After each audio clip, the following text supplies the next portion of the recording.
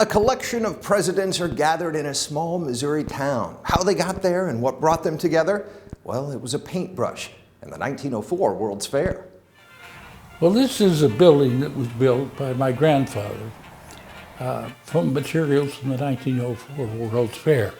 The railroads were expanding west through St. Louis, and Pacific was one of the first stops because this is how far a steam engine could go from St. Louis before it needed to be refueled and re-watered. So these towns built up along the railroad, they called them jerkwater towns, because they jerked the water down to the engines. And so the Opera House Pacific was born, and here's where the vaudeville shows began to move through the communities, and they always looked for these kind of houses where they could play and demonstrate their skill.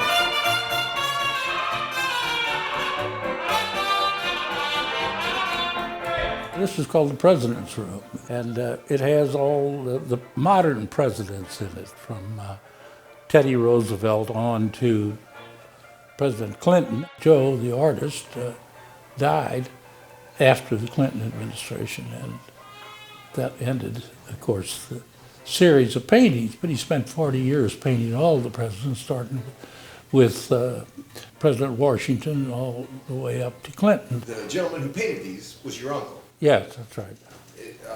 Joseph? Joseph McHugh. He was trying to capture much of the spirit of the day, and so he brought in, there's ladies and they're behind every president, and they're not particularly associated with the president. They're more there to reflect the style of the day, how the women dressed during his administration.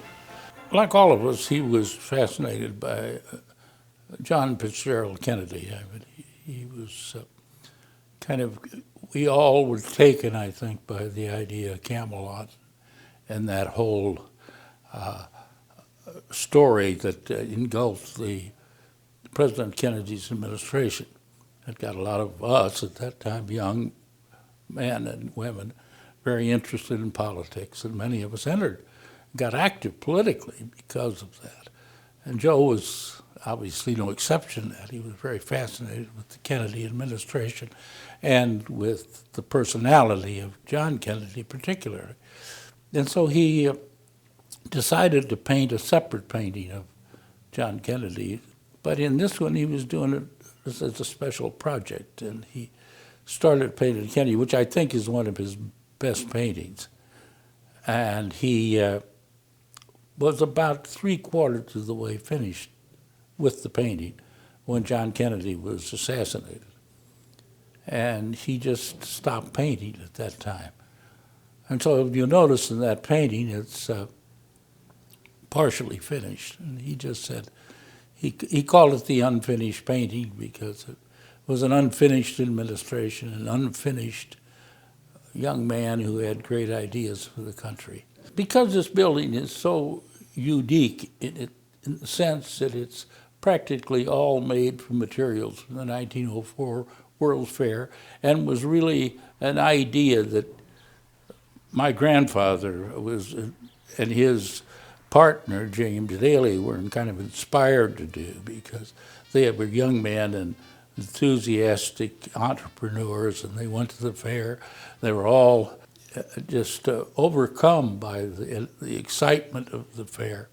And so they came out here and they bought all the material. They could get 11 carloads worth of ornamentals and material from the fair, and brought them out here and hired an architect and built this building out of it. So it has the spirit of the fair in it, it seems to me.